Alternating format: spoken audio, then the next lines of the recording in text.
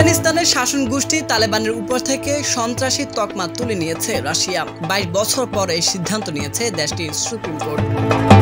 গতকাল বৃহস্পতিবার রাশিয়ার সর্বোচ্চ আদালত এই সিদ্ধান্ত দেয়। এখন থেকে তালেবান রাশিয়ায় বৈধভাবে কাজ করতে পারবে।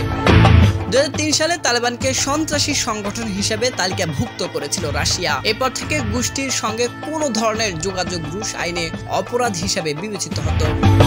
তবে 2021 সালে তালেবান দ্বিতীয়বার ক্ষমতা আসার পর পরিস্থিতি ধীরে ধীরে বদলাতে শুরু করে।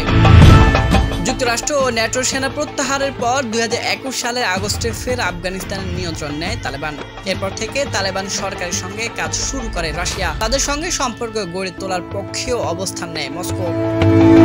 গত 4 বছরে তালেবান সরকারের প্রতিনিধিরা বেশ কয়েকবার রাশিয়া সফর করেছেন।